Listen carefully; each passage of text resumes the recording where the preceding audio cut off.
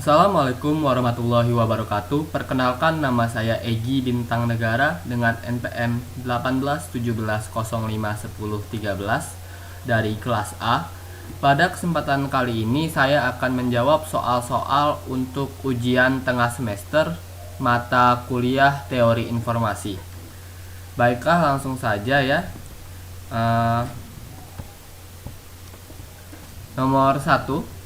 Nomor satu untuk bagian A, soalnya adalah apa yang dimaksud dengan teori informasi, dan untuk bagian B adalah apa bedanya data dan informasi.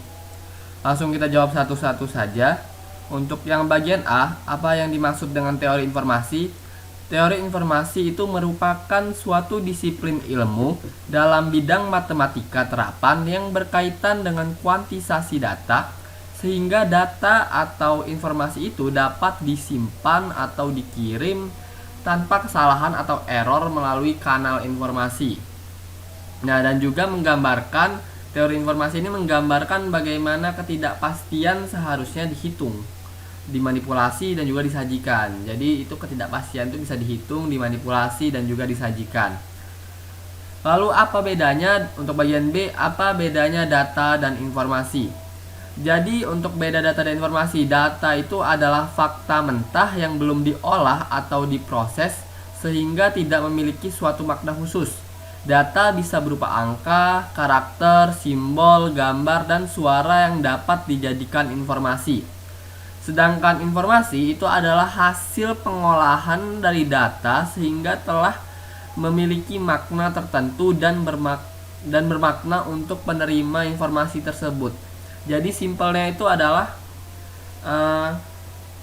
informasi adalah data. Informasi sudah pasti data, namun data itu belum tentu informasi. Oke, kita lanjut ke nomor 2 bagian A. Apa saja komponen-komponen yang diperlukan di dalam mengirimkan informasi? Untuk komponen-komponennya itu ada 5. Yang pertama itu source atau sumber, lalu transmitter, lalu ada sistem transmisi, lalu ada receiver atau penerima, dan juga destination atau tujuan. Itu adalah 5 komponen-komponen yang diperlukan untuk mengirimkan informasi. Jadi jika ada salah satu komponen ini yang tidak berjalan atau tidak berjalan, maka akan terjadi error atau kesalahan ya. Kita lanjut ke 2B. Gambarkan dan jelaskan alur kerja pengiriman data tersebut. Nah, jadi untuk alurnya itu seperti ini ya. Dari source ke transmitter, lalu ke sistem transmisi, lalu ke receiver, lalu ke destination. Nah, source itu apa? Source itu adalah komponen yang membangkitkan informasi yang nantinya akan ditransmisikan. Lalu di transmitter nanti diproses, transmitter itu memproses informasi ya yang berasal dari source agar dapat disalurkan oleh sistem transmisi. Nah, jadi di sini ya. Jadi dari source itu dimasuk ke transmitter, diproses di transmitter, lalu disalurkan ke sistem transmisi. Nah, sistem transmisi ini membawa sinyal dari transmitter ke penerima atau ke receiver ya, atau ke penerima, atau dengan kata lain sistem transmisi memiliki tugas spesifik, yaitu untuk mengirimkan informasi dari sumber ke penerima. Itu tugas spesifiknya ya. Lalu receiver di sini adalah perangkat yang akan menerima sinyal dari sistem transmisi. Informasi yang diterima akan diproses supaya dapat ditangkap oleh tujuan. Nah, jadi di receiver ini yang diterima dari sistem transmisi itu akan diproses. Lalu di destination atau tujuan itu adalah informasi akan diubah ke bentuk semula, yaitu sesuai dengan apa yang dikirimkan oleh sumber. Nah, jadi source ini sumber, lalu transmitter itu seperti encode-nya. Dia di situ di encode. Lalu sistem transmisi ini sebagai channelnya untuk menyalurkan ke receiver. Nah, di receiver ini di receiver ini diterima, lalu nanti di decode, akhirnya di decode kembali menjadi ke bentuk semulanya, lalu akhirnya baru diterima, lalu sampai ke tujuannya gitu kan. Kita masuk ke dua bagian C dan D. Untuk bagian C, apa yang dimaksud dengan lossy data dan lossless data? Dan untuk yang D, berikan contoh lossy dan lossless data. Nah, kita jawab yang bagian C dulu ya, apa yang dimaksud dengan lossy data dan lossless data. Jadi di sini lossy data itu berarti menghilangkan data yang tidak perlu pada saat proses kompresi, sehingga akan terjadi penurunan kualitas pada data. Sedangkan lossless data itu berarti kompresi data secara akurat sehingga nanti dapat direkonstruksi lagi seperti bentuk data aslinya tanpa penurunan kualitas. Jadi lossy data itu ada penurunan kualitasnya, sedangkan lossless data itu tanpa penurunan kualitas. Dari namanya sudah terlihat ya, lossy mudah hilang gitu ya, mudah hilang. Jadi memang terdapat penurunan kualitas di lossy data. Sedangkan di lossless data, lossless tidak akan hilang gitu kan, lossless tidak bisa hilang. Nah, di sini tidak ada penurunan kualitas. Untuk dua bagian D, berikan contoh lossy dan lossless data.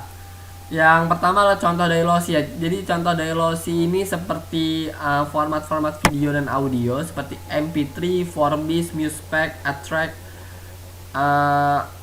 ATRAC, lalu WMA, ada AAC juga. Lalu untuk contoh losslessnya itu seperti file-file kompresi seperti zip, RAR, DOCX, itu dokumen, file dokumen ya, seperti DOCX itu Word, XLSX itu sebagai itu Excel, PPTX itu sebagai PowerPoint ya, PowerPoint. Lalu ada file executable itu X.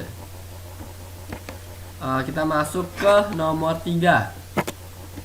Seseorang dikatakan tinggi jika tinggi badan di atas 1,75 meter, 175 cm ya. Asumsikan bahwa peluang kemunculan laki-laki adalah PL itu peluang kemunculan laki-laki itu adalah 0,5. Jika diasumsikan 20% perempuan atau P adalah tinggi atau T, maka PTP yaitu 0,2 dan 6% dari laki-laki atau L adalah tinggi, maka PTL-nya 0,06. Jadi di sini saya menuliskan diketahuinya itu kita mempunyai 4, yaitu tinggi, batas tinggi itu ada 1,75 meter, bisa dikatakan tinggi. Lalu untuk peluang laki-laki, kemunculan laki-laki ada 0,5. Peluang perempuan yang tinggi adalah 0,2 dan perempuan laki-laki dan peluang laki-laki tinggi itu ada 0,06. Jadi misal ada 100%, peluang laki itu ada laki-laki ada 50% ya, peluang kemunculan, dan yang tingginya itu ada 20%.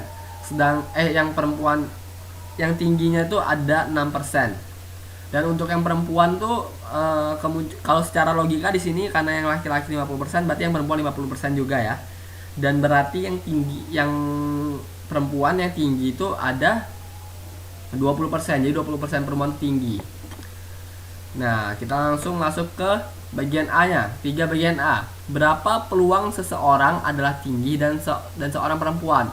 Nah, tadi sih kita sudah ketahui ya dari soal bahwa jika diasumsikan 20% perempuan adalah tinggi, maka PTP-nya adalah 0,2. Di sini jadi kita sudah mengetahui dari soal ada 20% perempuan itu adalah tinggi. Jadi itu maka peluangnya itu adalah kemunculan adalah 0,2. Bagian B. Berapa peluang seseorang adalah tidak tinggi dan seorang laki-laki. Jadi laki-laki yang enggak tinggi ya. Jadi di sini PL min T itu artinya tidak tinggi ya. Sama dengan PL dikali 1 dikurang peluang dari laki-laki tinggi. Nah, jadi peluang kemunculan laki-laki 0,5 dikalikan dengan 1 dikurang peluang laki-laki yang tinggi, yaitu 0,06. Maka 0,5 itu dikalikan 0,94 yang 0,94 yang hasilnya adalah 0,47. Jadi peluang seseorang tidak tinggi dan seorang laki-laki itu adalah 0,47. Nah, di sini kita bisa lihat ya, sebenarnya kita bisa memakai logika saja. Mudah saja kita memakai logika sebenarnya. Jadi kita ada peluang kemunculan laki-laki itu 0,5, 50%. Otomatis peluang kemunculan perempuan juga 50%. Benar ya? Lalu jika diasumsikan 20% perempuan adalah 20% perempuan itu tinggi, maka 30%-nya berarti kan tidak tinggi ya. Tidak tinggi. Jadi kita sudah mengetahui 50% itu laki-laki, 50% perempuan, di mana yang di perempuan itu 20% tinggi dan 30% tidak tinggi. Lalu di sini 6% dari laki-laki adalah tinggi. Jadi itu dari 50%, 6% laki-lakinya itu tinggi. Tinggi ya. 6% dari laki-lakinya itu tinggi. Yang artinya 47% ya, 40. Jadi artinya itu 6% dari 50%. Jadi 47% itu laki iya benar. 0,47 artinya 47% laki-laki itu tidak tinggi, seperti itu. Kita lanjut ke nomor 4 yang bagian A ya. Hitung Shannon entropi dari kemunculan simbol berikut. Nah, di sini kita sudah ada soalnya. Simbolnya itu A, B, C, dan D. Lalu frekuensinya sama, 10, 10, 10, 10. Ini kita cari dulu. Jadi rumus besarnya itu, rumus Shannon entropi itu adalah Hx yang ini ya, yang di bawah ini ya. Yang ini yaitu Hx sama dengan minus sigma Px log 2 Px. Itu rumus besarnya. Nah, lalu rumus Px-nya apa? Rumus Px-nya itu N per frekuensi sama dengan 1/4. Nah, jadi sebenarnya Px ini untuk per ini ya, per simbol. Tapi karena di sini frekuensi dan nilai simbolnya itu sama, 10 semua. Jadi kita langsung saja N-nya itu 10, lalu frekuensinya itu 40 menjadi 10/40. Jadi yang untuk A itu adalah 10 kan, frekuensinya 10, lalu total semua frekuensinya itu 40, jadi 1/4 gitu. Yang B juga seperti itu. Nah, jadi langsung kita masukkan saja sigma Px log 2 Px, yang Px kita udah dapat yaitu 1/4, yang artinya 1/4 log 2 1/4 itu kita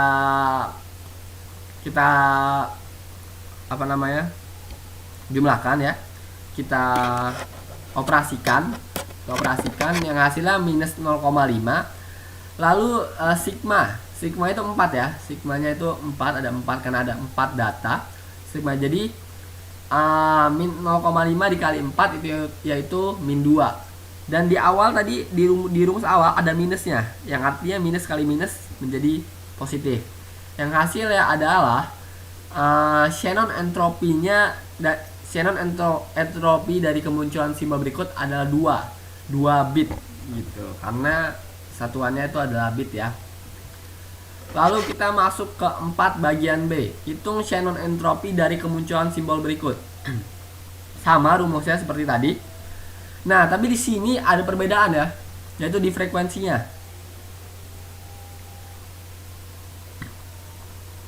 Yaitu 20, 10, 20. Yang untuk yang A 20, yang B 10, yang C 20, dan yang D adalah 10. Nah, di sini jadi ini berbeda-beda. Untuk yang A itu dicari Px-nya itu adalah 20/60 total ya, 60, 20/60. Untuk yang B 10/60, untuk yang C 20/60, dan yang D 10/60. Sehingga jika dimasukkan ke dalam rumus seperti ini jadinya.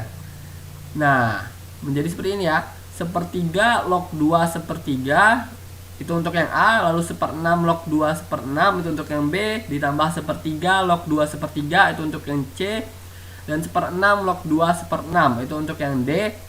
Yang hasilnya adalah minus 0,5283 ditambah minus 0,4308 ditambah minus 0,5283 ditambah minus 0,4308, yang hasilnya adalah minus 1,9182.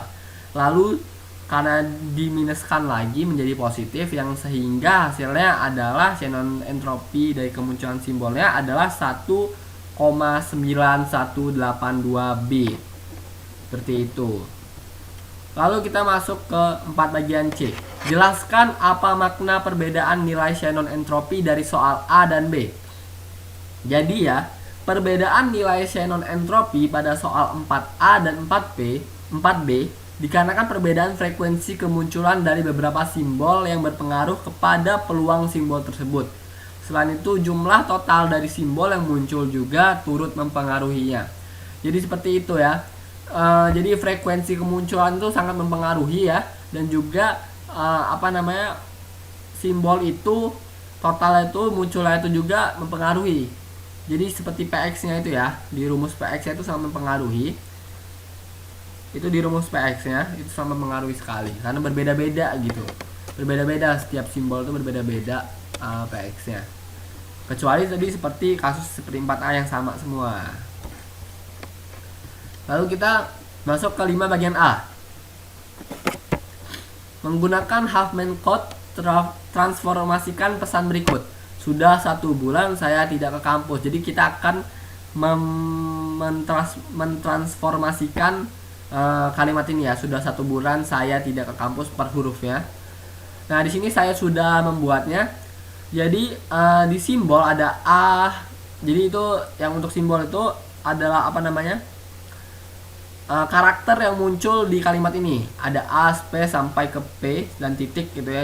Titik juga dihitung.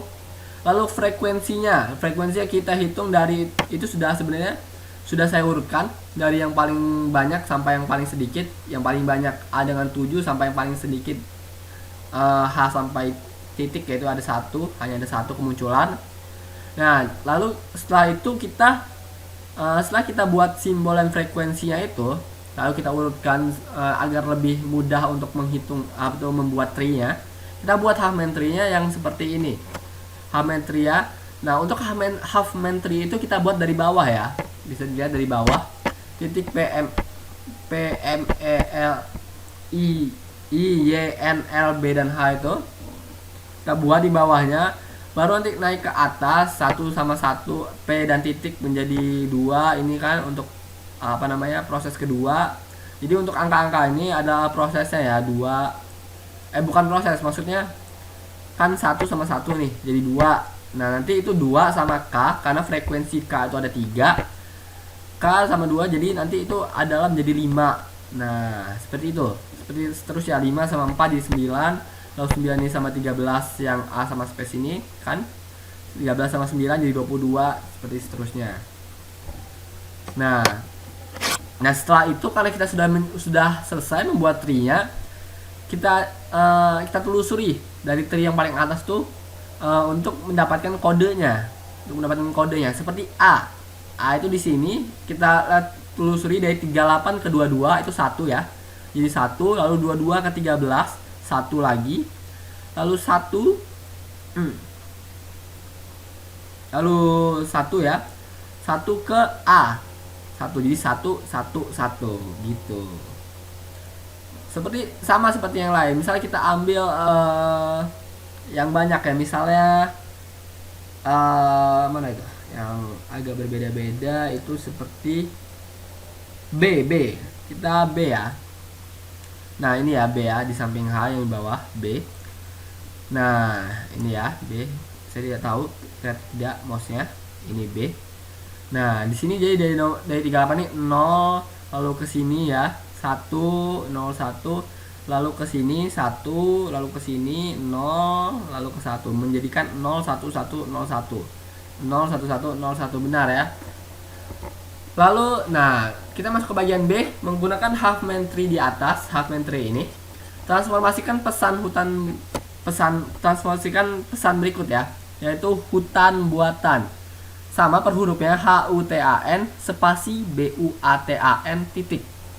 Karena kita sudah menemukan ini kode-kode untuk setiap hurufnya, tinggal kita masukkan saja, yaitu H-nya 01100, U-nya 001, T-nya 0101, A111, N01111, spasinya 110, B01101, U001, A111, T0101, A-nya 111, N-nya 01111 dan titiknya 10101. Jadi ini ya, kita transformasikan pesan. Jadi ini yang ada nanti di ketika di transmitter dan sistem di sistem transmisi itu. Bentuknya seperti ini. Lalu nanti di decode sehingga di decode menjadi seperti semula. Ini ya teori informasi itu ya, mengirimkan pesannya. Jadi ini yang bentuk yang dikirimkan itu. Tapi nanti di decode lagi sehingga nanti menjadi hutan buatan lagi. Jadi kita mengirim pesan hutan buatan, di decode menjadi data ini, lalu di encode menjadi data ini, lalu di decode lagi menjadi hutan buatan ketika akan diterima ya oleh receiver, penerima ya. Kalau kita masuk ke 5C, menggunakan Shannon-Fano code, transformasikan pesan berikut. Mohon maaf lahir dan batin titik. Seperti yang tadi, simbolnya kita hitung per karakternya. A space N sampai titik bawah itu. Hitung frekuensinya, A-nya ada 5 sampai ke titik yang hanya ada 1. Nah, lalu untuk Shannon-Fano code ini, nah itu seperti yang ini, yang fase pertama A sampai M itu menjadi 0. Ini sebelumnya harus diurutkan dulu ya, dari yang paling banyak sampai ke paling rendah, sama seperti tadi. Lalu O sampai titik itu 1, lalu ada fase kedua di mana A dan space itu 0, N dan M itu 1, lalu O sampai F itu 0, dan L sampai titik itu adalah 1. Di fase ketiga sudah per karakter ya, A nya menjadi 0, spesies 1, lalu ini ada O dan H 0, I dan F 1, lalu L dan R dan D 0, lalu B, T dan titik itu adalah 1, sampai seterusnya sampai ke fase 5 bisa dilihat sendiri. Dan akhirnya kita, kalau ini lebih mudah ya, kita melihat kode ya. Nah itu kodenya lebih mudah. 0, 0, 0 itu untuk A, lalu 0 untuk misalnya untuk M itu 0, 1, 1, seperti itu saja, mudah saja. Jadi 0, 0, 0 lalu 0, 1, 1 seperti itu ya. Saya tidak tahu ini masih terlihat atau tidak. Seperti itu, mudah dimengerti kalau Shannon-Fano code ini. Nah lalu untuk 5 bagian D, menggunakan tabel Shannon-Fano di atas, transformasikan pesan berikut. Motor Honda. Nah seperti tadi ya, sudah ada kodenya. Lalu per karakternya M, O, T, O, R, spasi H, O, N, D, A, titik. Nah ini kita akhirnya sudah mendapatkan kodenya ya. Kita sudah transformasikan, yaitu M nya adalah 011, O nya 1000, T nya 1101, O nya 1000, R nya 11001, spasinya 001, H nya 1001, O nya 1000, N nya 010, D nya 1101, A nya 000, dan juga titiknya 11111. Bisa dicek ya, di sini tuh bisa dicek, A nya 00 sama semua, sesuai dengan ini tabel ini. Nah itu dia, sekian jawaban dari saya tentang ujian tengah semester mata kuliah teori informasi. Saya Egy Bintang Negara, jika ada salah saya minta maaf. Wassalamualaikum warahmatullahi wabarakatuh.